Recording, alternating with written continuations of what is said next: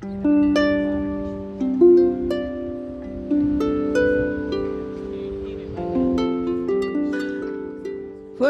na hÉireann de Bhairt agus Forglórí. This is Irish pronunciation for Bards and Heralds, and I am Lady Liadan Lion.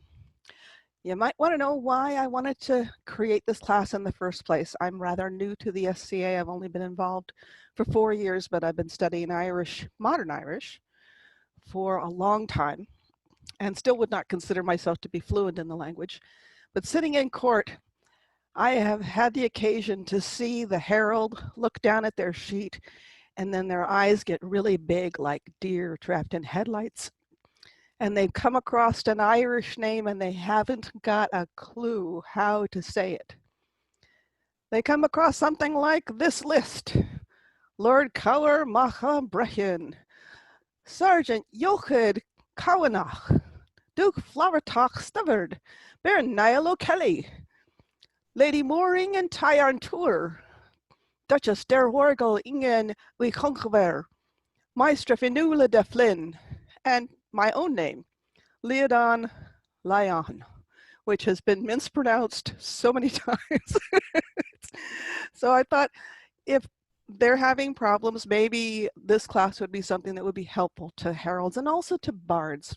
I came into this language as a musician who saw lyrics on the back of a chieftain's album and said, how in the world did they get that word out of these letters? It made absolutely no sense. And that started me down the path of learning Irish in the first place.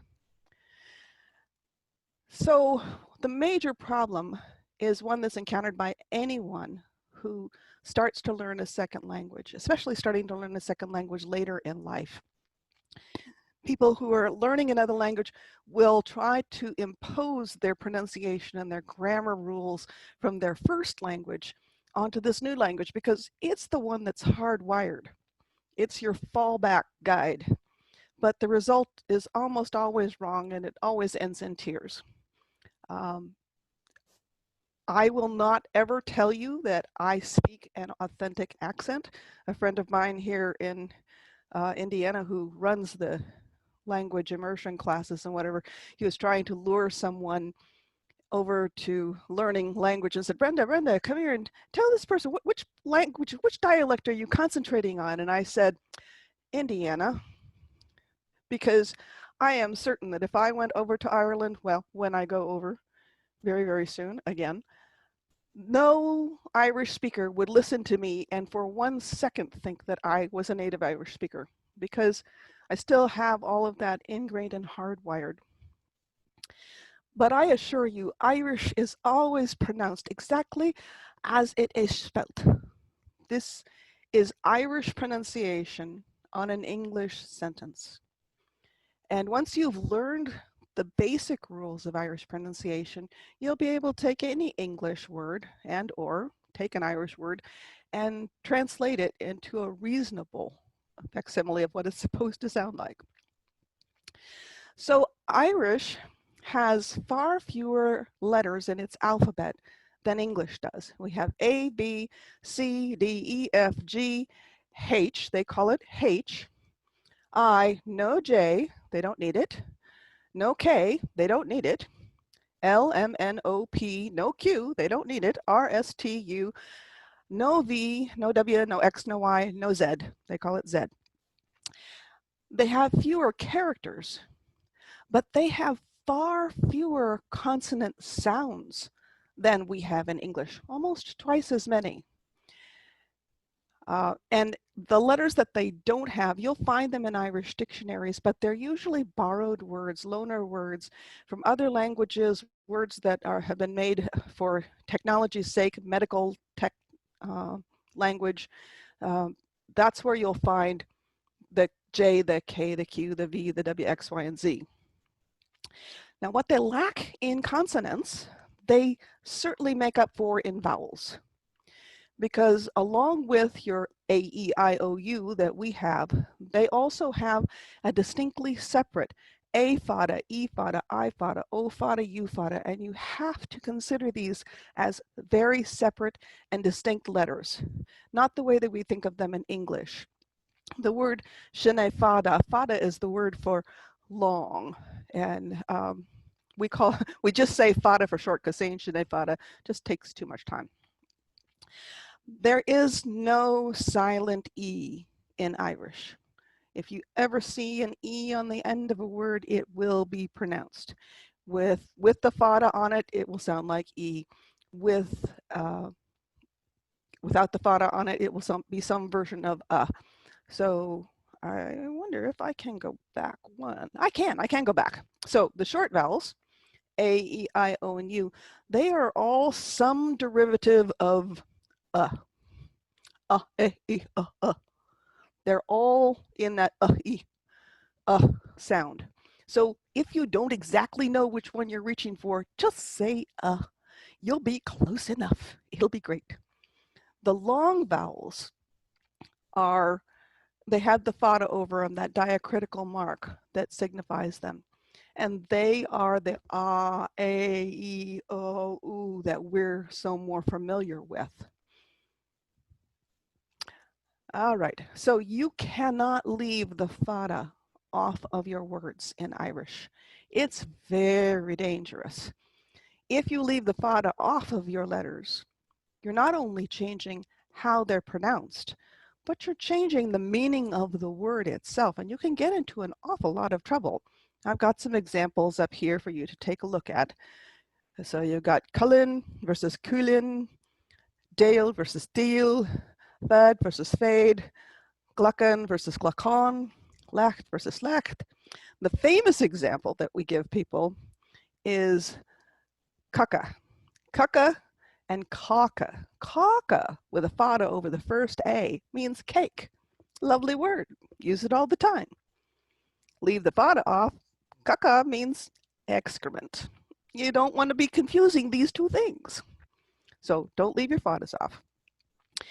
In the olden days, like, a couple of years ago, this was how we had to type in with the Alt key to get a representation of the fadas on our keyboards. And it was time consuming and a big headache. Don't worry about doing this ever, ever, ever. Now, when you're creating documents, you can use the insert symbol.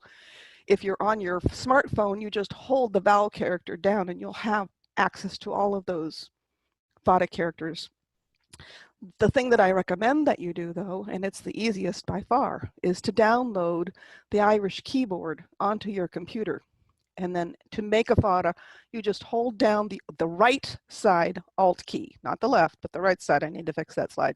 The right side Alt key, and then hit whatever vowel you're looking for, and it will come up. This feature does time out.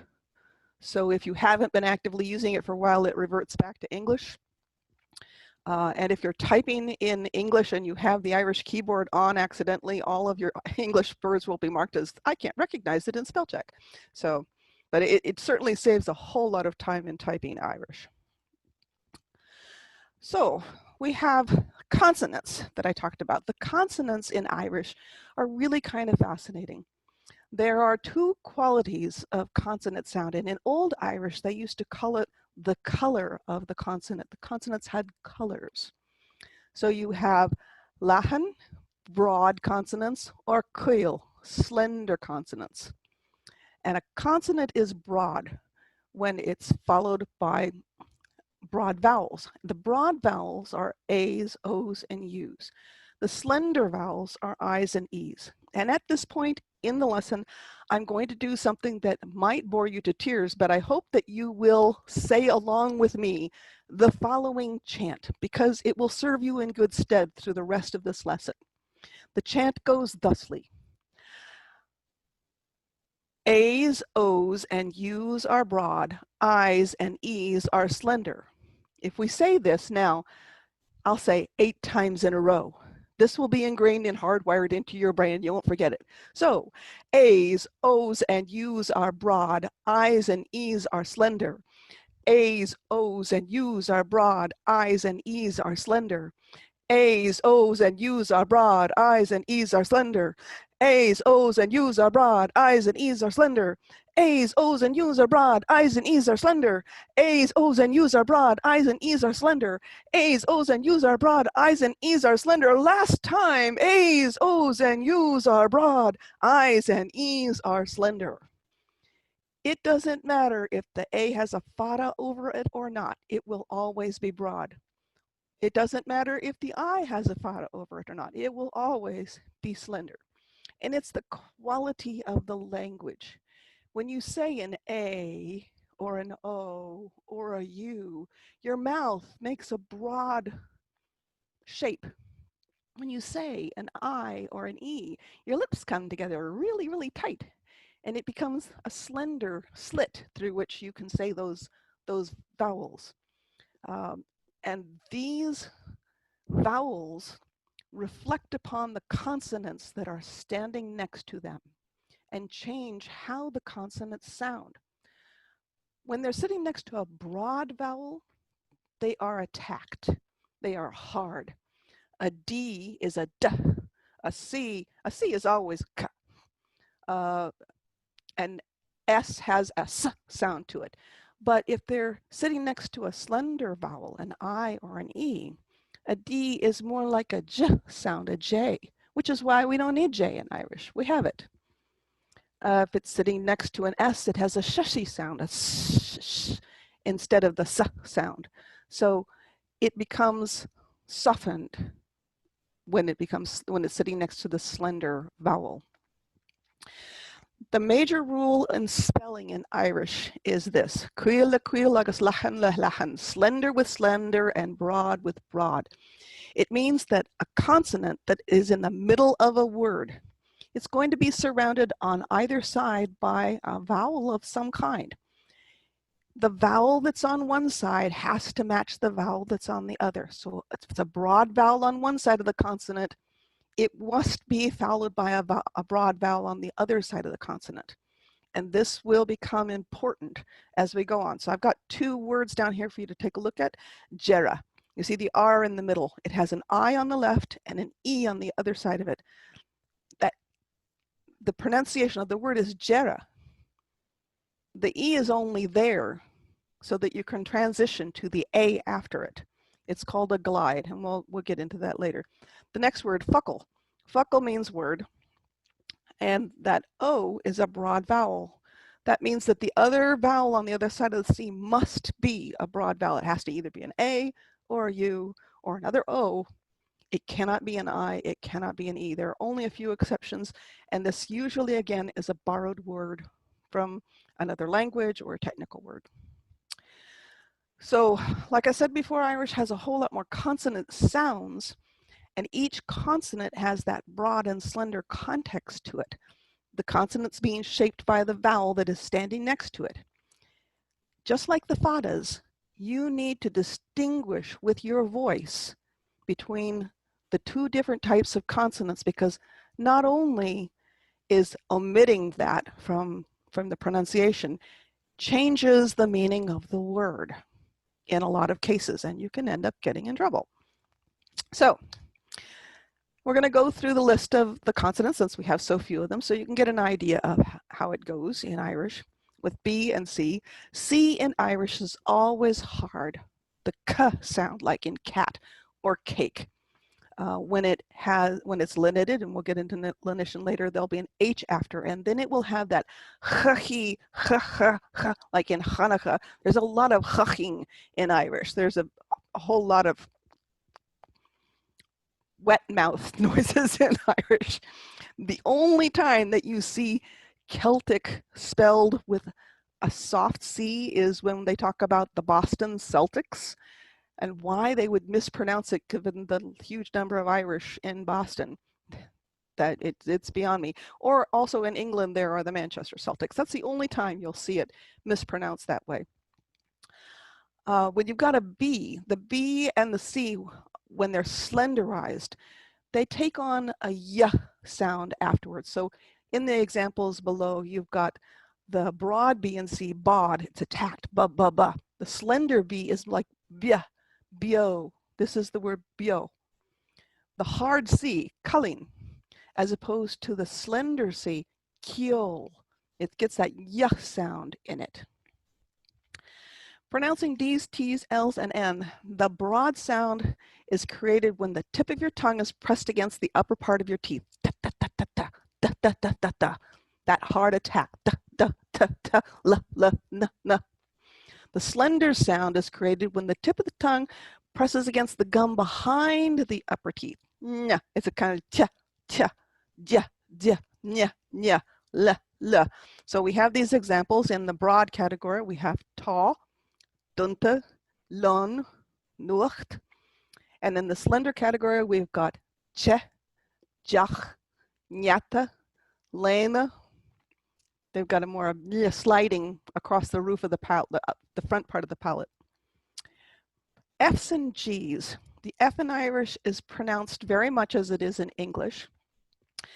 It was originally pronounced with just the lips, rather like a P that wasn't voiced. So v, v. So there's a little bit of a v, a vibration between the lips. If you just barely parted the lips and said v, f, f. The slender F and the slender G are often followed by that same Y sound that accompanies the slender C and G. So down here we've got the broad fan, very attacked. The hard, broad guna, the slender fiol, and gyanzi. H is the oddball in Irish. It's not native to this tongue. The section of H in the dictionary is very, very small. Again, a lot of borrowed words, but H has its own properties in Irish. It's used in something that indicates lenition, softening of the sounds of the letter that it's next to. And when H is there, it's usually a borrowed word. So you've got hata and hydraulic. But most of the time it's there to help a consonant sound like something different. And we'll get into that a little bit later. The R's at the beginning of the words are always pronounced as if they were broad.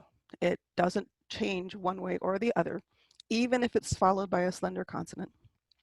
And the R is very like a hard R in a Slavic language. It's not the rolling R that you get in Spanish or that feline R that you get in French. Rink, it's down here, they've got the examples of the broad rinke, grocher, meire, jeffer, and the R, when you say jeffer, it's at the end of a word. It's a unique sound that I've only found in Irish.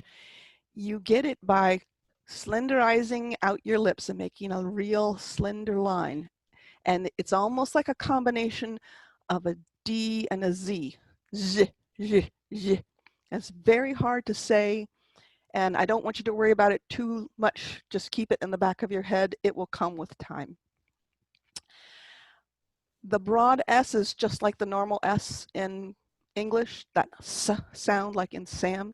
The slender S sounds more silibantly like a snake. It's the shushing sound like ship. And the exception is the word is, the verb is, which is one of the 11 irregular verbs in Irish. There's only 11, which is great. And is not pronounced ish. It is always pronounced is, because that's part of its irregularity. And the Irish S never makes a Z sound. So you have these examples. We've got kogas and the slender version, misha. You can see the difference between these two sounds, the hard S and the sheshy sound. Irish has something in it called uru and shevu, the eclipse and lenition. The beginning of an Irish word can be changed in the way that it's heard when a preposition or a possessive adjective goes in front of it. Possessive adjectives meaning this is mine, mo, this is yours, do. Those things that say that these things belong to someone change how a word can sound. So the uru is the word that means eclipse. And just like the sun can be eclipsed when the moon comes between the earth and the sun, in this type of eclipsion, a letter is placed in front of the word, and you only pronounce that letter. You don't pronounce the original letter. You pronounce the letter that eclipses the word. In the Séimhiú, Séimhiú means softening, making something very, very soft. And this is where H comes into play with Irish. So in the Old Irish script, Proto-Irish, Old Irish and Middle Irish, it was depicted as a dot over the letter. But when the new alphabets were revised after the Easterizing, they revised the script entirely and they decided to use H instead because it was part of printer's lexicon. They didn't have these other characters with dots over the tops of them. So they used the H instead because they had plenty of H's hanging around. So in Séimhiú, these particular letters on the left, B, C, D, F, G, M, P, S, and T, they are the only ones who ever receive lenition. Just these letters at the beginning of a word. So you put an H behind the V. Here's where it gets tricky. The Irish can't ever make anything simple. So it depends on if the B is followed by something that is broad or whether it's followed by something slender. If the B is followed by a slender I or a slender E, you get a V sound, a V sound. But if it's followed by a broad vowel, an A, O, or a U, you get a V or sometimes a W. The C, when it is slenderized, gives you a German loch, that back of the throat, guttural hoch. But if it's a broad one, you get more of a, oops, I should say Scottish, not Scottish, like in the word loch, it's more towards the front of the mouth. The D, when it has the slenderizing H, comes out like yeah, in yell. But if it's broad, it's more like the gh. That's very two or three G's right next to each other. F, when it is slenderized, when it has the H in front of it, is never pronounced. Doesn't matter what type of vowel is after it. It is completely unvoiced. So what I used to do was put my finger over the FH and just pronounce everything that came after it, and that got to be easy. The M receives the slenderizing H and turns into a V if it's slender vowels, or a V, or sometimes a W sound, a W sound if it's broad. The P, when it's slenderized, creates the F sound. In both cases, the S, when it's slenderized, is completely unvoiced except for the H sound of the H. The S goes away and all you're left with is the H. And the T, which is the thing that pretty much defines the Irish accent. There is no TH sound in Irish. They just don't have it. There is no place in that language for this particular combination of vowels. They're consonants. They have no th. It's just not there. And when you'll hear Irish speakers speaking English, they will often replace there with a hard T or a hard D. But that T with an H after it just goes away. It is completely unvoiced. The uru, the eclipsion, it's exactly the same letters, B, C, D, F, G, M, P, S, and T. The same letters that receive lenition also can be eclipsed with uru. And B's are always eclipsed with an M, G's are always, or C's are always eclipsed with a G, D's are always eclipsed with an N. And when that eclipsion happens, you never pronounce the original letter. You always pronounce the eclipsing letter. So I'm not going to go through all of these. They're pretty much standard in there. There is no equivalent in Irish to the English indefinite article a and an, which means that your nouns can either be, as in this example, ban, which means woman. It can mean woman or it can mean a woman. Either one. You have to take it in context. Stress in Irish, most of the time, the stress is going to be on the first syllable of a 2 or a 3 syllable word, most of the time. There are plenty of words that are equally stressed. Lots of them are 2 syllable words and they will be equally stressed, or they will be equally stressed at the beginning with a completely unstressed vowel in the middle. And there are a few words like amarach and amwe that are stressed at the end, but there aren't that many of them.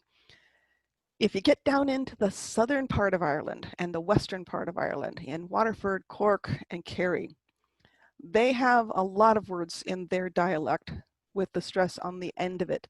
So instead of saying Fuineog, like you'd say in Dublin, you'd say Fuineog. Instead of saying Cashlin, you'd say Cashlán. But that's just a dialectical difference. There's 4 dialects in Irish, and you just kind of pick one and go with it. But everyone can understand you. It's kind of like the difference between a New Yorker talking to an Alabaman. Then we get into vowel combinations. A lot of Irish words have 2 and 3 vowels stuck together, which may very well represent only one vowel sound. And it takes a lot of time to learn how to pronounce these vowels, and I don't think it's something that we can accomplish in just this class, but I'm going to show you what they are anyways, and then we'll talk about them. The vowel combinations can be used in spelling to signal that a broad or slender consonant, that quality is going to be coming up without actually using the vowel sound that's next to that consonant. So I've just barely started scratching the surface of Proto-Irish and Old Irish, which is really fascinating. And in it, I have discovered that the slender vowels, the I's, E's, and the broad A, were very often used in something that they called glide vowels. These vowels, like you would have 3 of them run together, or 2 of them run together, and what they were doing were hinting to you how the consonant next to it was going to be pronounced. So I've got an example down here on the bottom. We've got this word, C-L-O-I-G, I-N-E-A-C-H, which means round tower or belfry. The I that is sitting next to the G is not being pronounced. It's just telling you how the G is going to be pronounced. The O in front of it is a broad vowel. So you've got cl. The I next to it is slender, so it's telling you that the G is going to be more like a j sound. So clodji, and then the next I with the fada over is pronounced. Fadas get pronounced. So clodji, and then the N is there.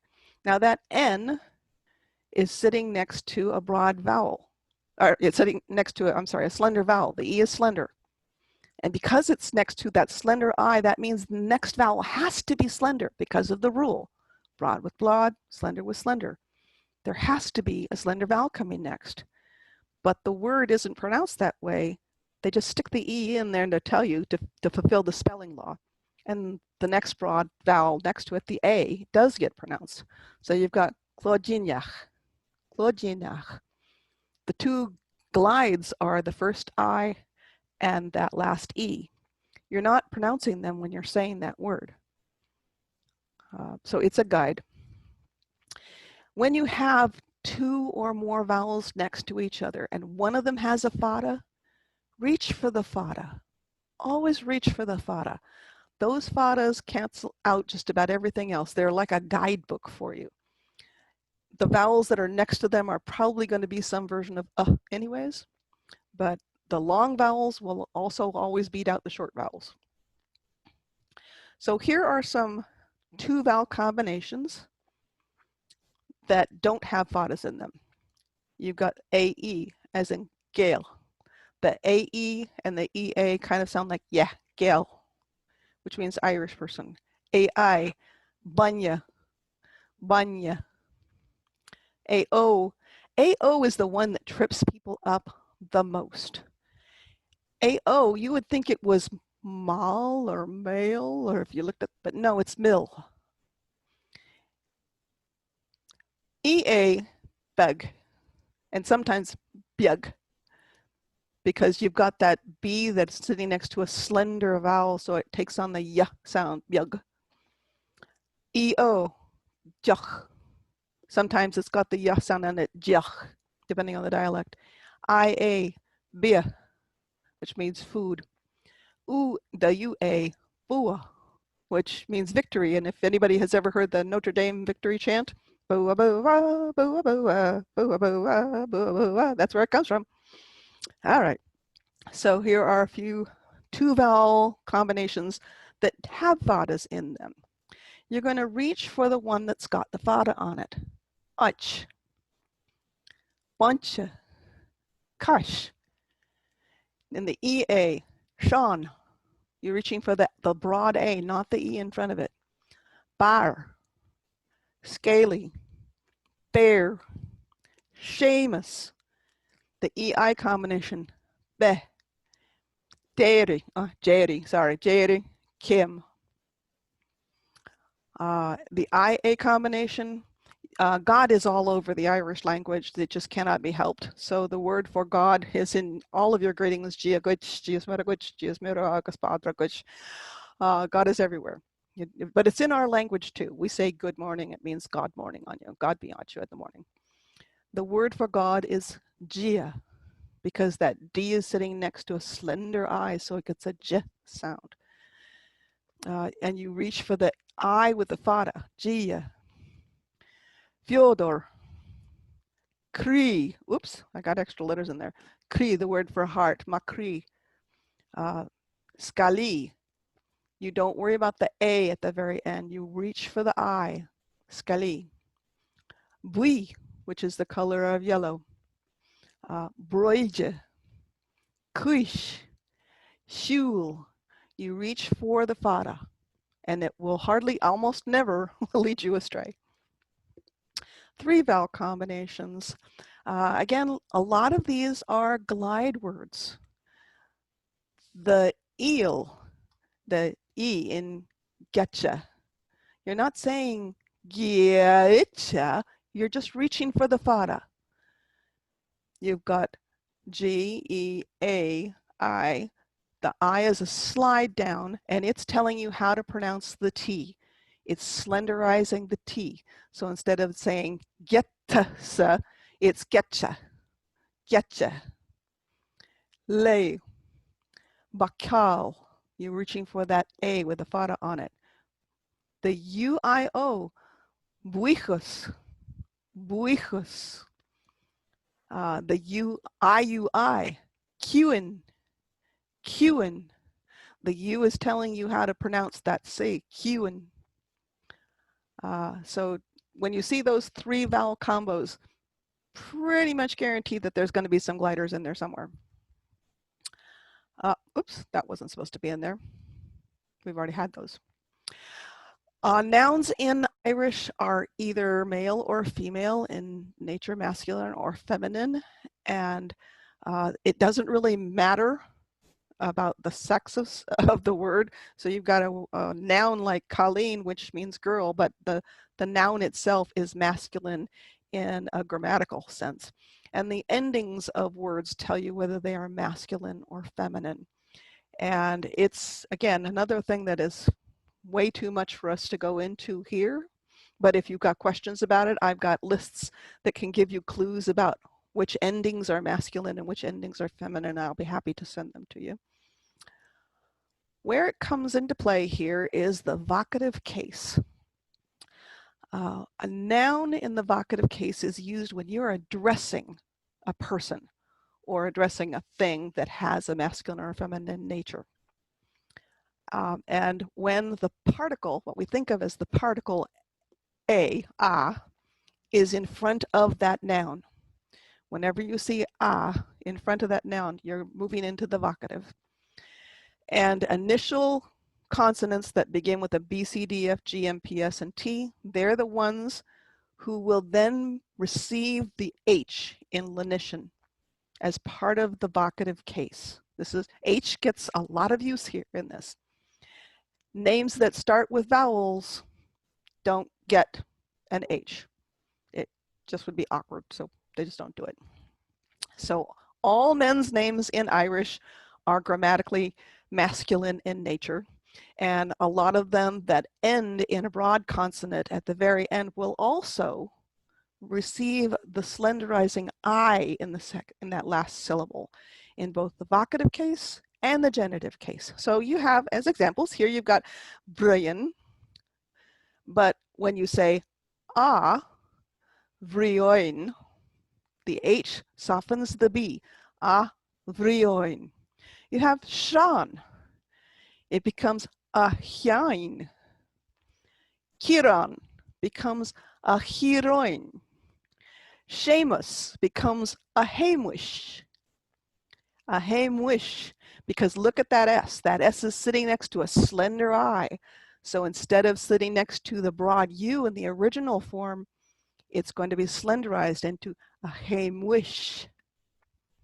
And the guys are the only ones who get that slenderizing I in their second syllables. Women don't get that. So all women's names are also grammatically feminine in Irish, but all they receive is the slenderizing H at the lenition at the end of the first consonant. So you have a name like Bridge. It's Bridge, not Breed, not Bridie. Bridge, because that D is sitting next to a slender I, so it sounds like a J sound. But when you're talking to Bridge, you say a Bridge. Maeve becomes a wave. Siobhan becomes a Siobhan. You don't pronounce the S. A Siobhan. Moira becomes a Moira.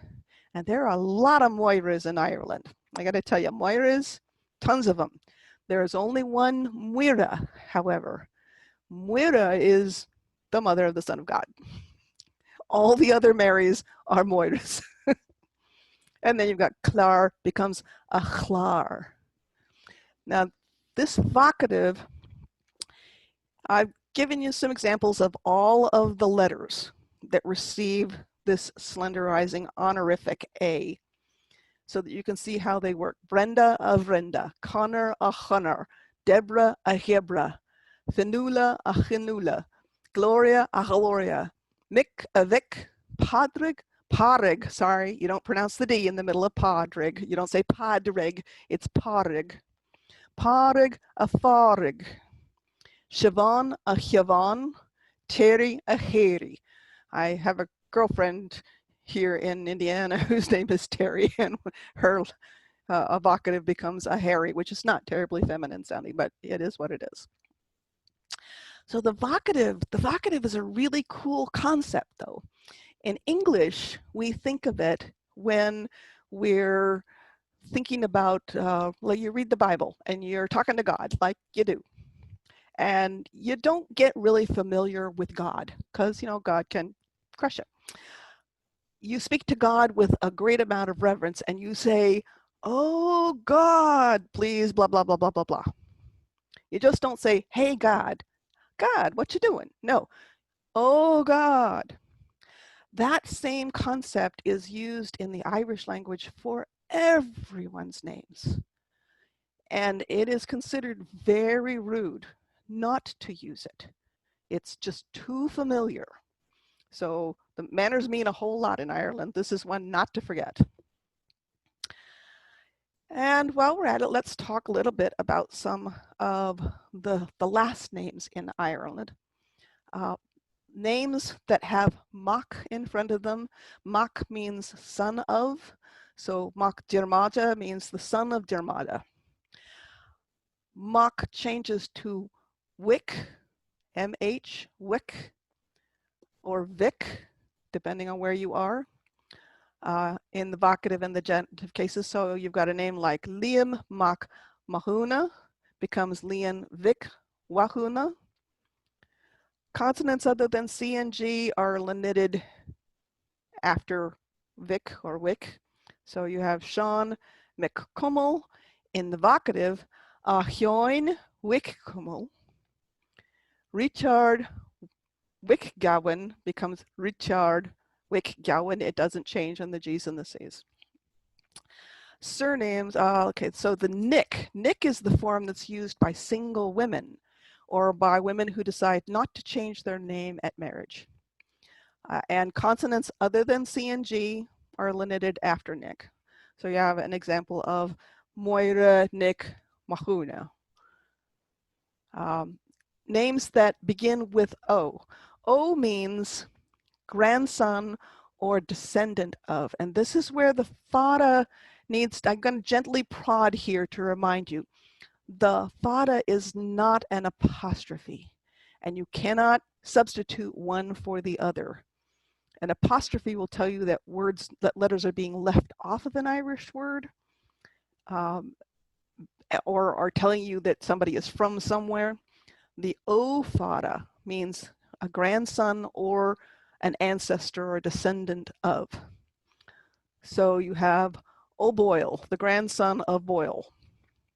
Consonants are not lenited after O fada. And H is placed before any names that begin with a vowel. So you have a Hanrachan, O Hanrachan, O Yoki. The O fada changes to E. Again, reach for the fada. It looks like we, you, I fada, but reach for the fada, E, in the vocative and the genitive cases. So you have Thomas of Boyle, Boyle, becomes a Hamish E. Boyle, a Hamish E. Boyle. Ni is the form used by single women or those who don't change their name at marriage in this case. So the daughter, the granddaughter, the great-granddaughter of becomes ni. And consonants that are lenited after E or ni, you've got Imurhu, Katriana, O he. You wouldn't say she, he. You've also got ingen or ingean. Ingen is from the word that means daughter. Enian is the word that means daughter. It is not onion. I cannot tell you the number of times I've been in court and some herald has called somebody onion. It is Enian. So you've got ingen e or Enian e for women. And there are a lot of surnames that end in NACH. And the usual consonants, that list that I've been going over and over, they receive lenition in this case. But NACH, nach, changes to ni in the vocative case for masculine names, but not for feminine. So you've got Peter Bretnoch becomes a Fedir Vretny. Sheila Bretnoch turns into Achila Bretnoch. All right, and I've included some titles that could be used in court for folks who are being heraldic.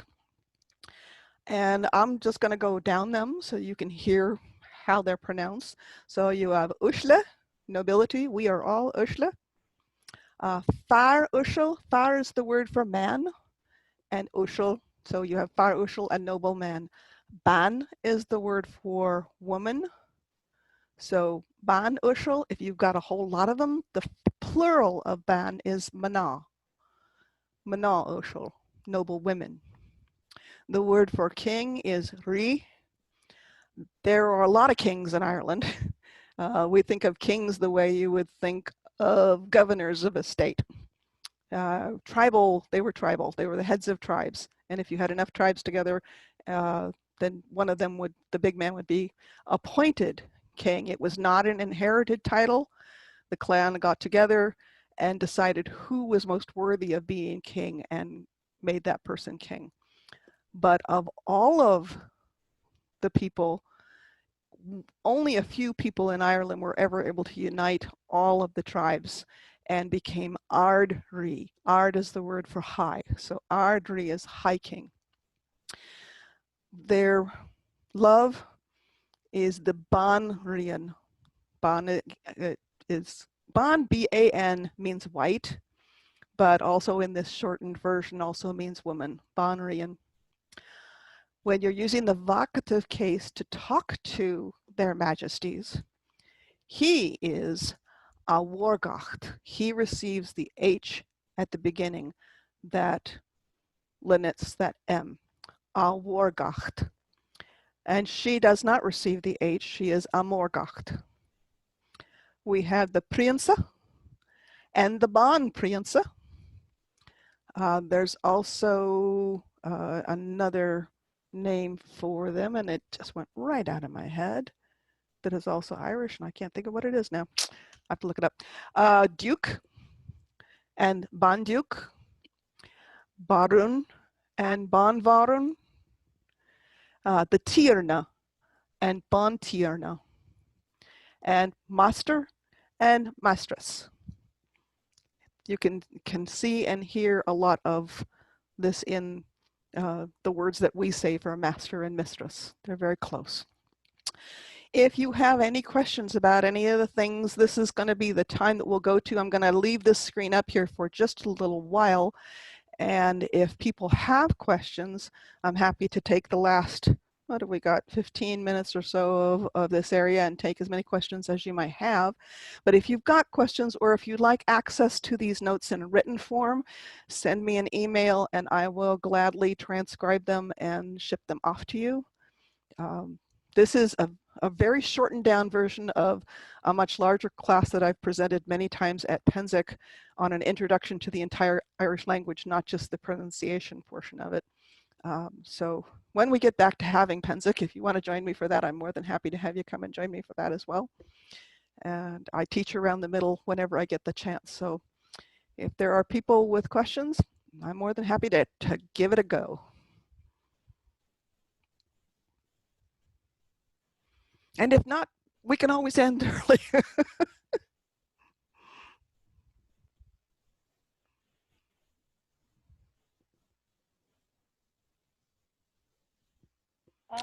It isn't directly relevant to the class, but I actually, the one thing I know is why the Boston Celtics it's pronounced with a soft C. Oh no, it's totally relevant. Tell us, please. Oh, okay. Well, basically, the word Celtic was coined by a 18th century, actually Welsh scholar, who wanted a specific word to talk about the pre-Anglo-Saxon population of the British Isles. And he borrows the word from the Latin that Julius Caesar is using when he's talking about the Keltoi, right? Except at that point, okay. Latin. All righty. Well, all the Latin was being pronounced with a soft C, right? So like Julius Caesar, right? Caesar, yeah. Yeah. So Caesar. So all the way through like the 19th century, all the way through to the 19th century, Celtic was pronounced with a soft C. And by people who were not Celts. Well, by people who it wasn't a Celtic word. Basically, it was a word that was being used originally by people who. I mean, the guy who made up the word was Welsh, so yeah, he was a Celt. Okay. But basically, it wasn't a. It for a while it was like a scholarly word. Okay. And then it becomes this kind of term that people are using, and it becomes part of Irish nationalism and all this kind of stuff. Okay. But it's still not regarded as a native Irish word, and since it's not a native word, you pronounce it Celtic, right? Okay. All right. Okay. And this holds through the 19th century, and the which is when the sports teams the Boston Celtics are actually named after an earlier like semi-pro basketball team that was called the Celtics. Okay. And this makes a whole lot of sense to me Yeah. because you mentioned that it was Yes. a Welshman who did this. I Yes. can totally see this happening from the Welsh perspective. The Irish word for Wales is Breton Biog, or if you're speaking to them directly, Vreton Biog, which means the little British. Right. So Exactly. I can see a Welshman wanting to get back at the Celts by doing this. Well, I mean, yeah. So anyway, so basically so anyway, but then in the 20th century, of course, there's a whole bunch of modern political stuff happens, and there's the revival of the Irish language, and so on and so forth. And basically, it kind of becomes, why are we using this word to talk about ourselves that's that's not being pronounced like it's Irish, or like it's like if it's as though it's a Scots Gaelic word. Okay. So we're going to start pronouncing it Celtic. But and gradually that becomes accepted as the correct pronunciation, but you still have a few things like these sports teams that have kind of fossilized the original pronunciation of the And word. they're not going to let go of it for nothing. Right. While we have time, if you are interested in continuing your studies in Irish, I recommend very heartily that you get a dictionary. And this is the dictionary that I hope that you start out with. Folklore Polka Irish. It's a pocket Irish dictionary. Folklore means words, so these are my pocket words. And you can get this book online. There are a lot of dictionaries out there. I have about 6 or 7 of them over here on just to the side of me. The one reason why I suggest that you start with this dictionary is that it has something, it doesn't have as many words in it as the other dictionaries do, because it's just a pocket tourist dictionary. But what it does have that the others don't have is a pronunciation guide for every word. The other dictionaries don't include them because the Irish, bless them, really can't understand why anyone outside of their island would want to learn their language. And so because they've been raised with these pronunciations hardwired into them, they never felt compelled to add them to their other much larger, more comprehensive dictionaries. So this is the one that I recommend that you start with, Folklore Polka. I'll put it back up here, closer.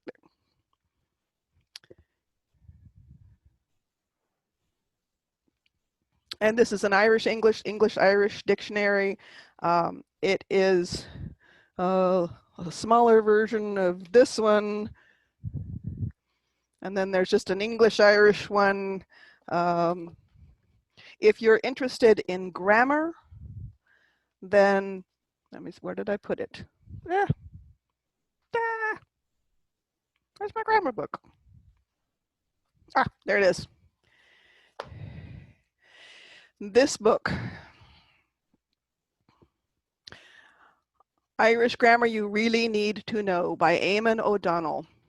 The O'Donnell family has been instrumental in the creation of dictionaries in Ireland for decades and decades and decades. Their names are on almost every dictionary out there that's worth its salt.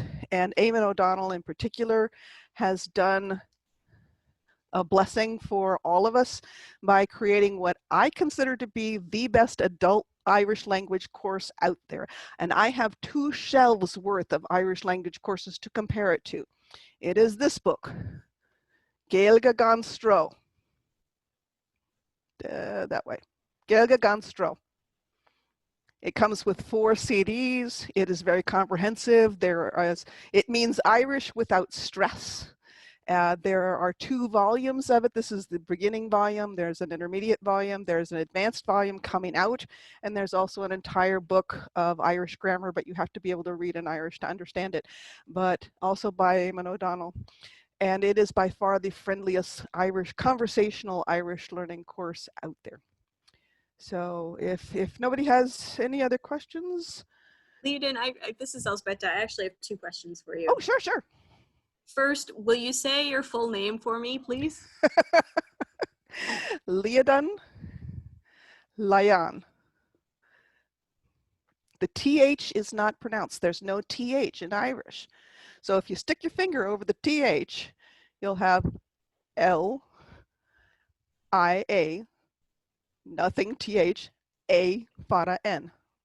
Lian. You could say Lihan, but most of the time I get Liadan, Liathan, or Liathoin. My second question is, can I keep you in my back pocket for someone I can send names to when I'm preparing for court? Oh, please do. I have the biggest kick out of doing this for Heralds. When Brendan O'Curry took his laurel, he got a hold of me and asked me to translate the laurel's oath into Irish. And it was one of the most fun things I've ever done. I love doing it. So yes, please contact me anytime. I'll send you phonetic guides or even recordings of how their names sound. Thank you so much. You are welcome. I do have a question. There is, I've typed it in the chat. I don't know if you can see it. Anyway, there's a gentleman in my area whose SCA surname is spelled Meagher. Okay, the EA in Irish kind of sounds like the American version of yeah. Ah. So the GH isn't sounded. So maher. Maher. Okay. Thank you. You are welcome. That's a right. You are welcome. I didn't look through any of the rest of them. My SCA name is Kosh. Okay. Here, your name, Koshlin, is one of my favorite names in Irish, but most people mispronounce it because they don't take a look at that slender I sitting next to that T and the slender I that's after it. So it's not Catlin, it's Kachlin. Kachlin. Kachlin, Enian, Ronoin, E. Kelly.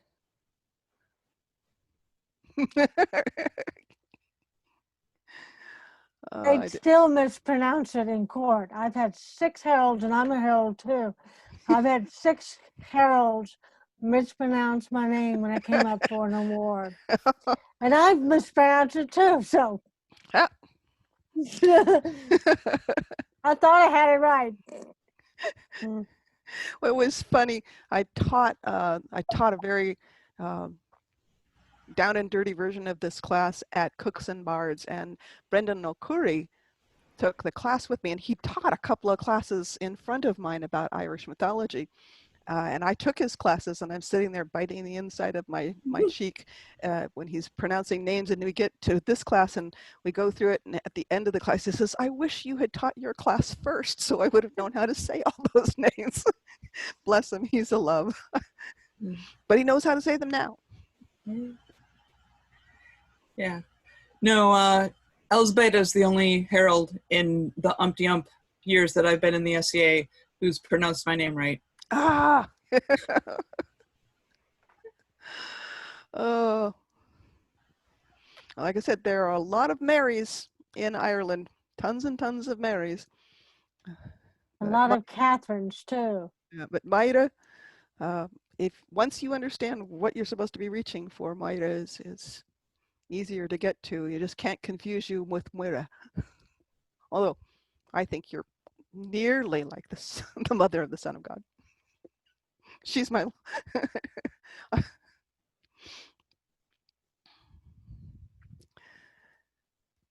Alrighty, well, we are at 9:14. So if there aren't any other questions. Actually, there is one more. I was sent a question Okay. on how do you say tanist or prince? Tanist. T-A-N-I-S-T. Yes. The A is like a version of so punished. The I is sitting next to an S, so that makes it have the shushy sound. So punished. Okay, and what is the Irish translation for prince? Princesa. Princesa and Bon Princesa is princess. Great. Thank you. You are welcome. Well, it has been my distinct pleasure to make this class. I always enjoyed doing them. I hope you've enjoyed taking it, and I hope to meet you all in the flesh at some point when we can all get together and see each other in person. So, Slán Abhaya, be safe at your home. Wash your hands. Lava mana. Thank you. Thank you so much. That's your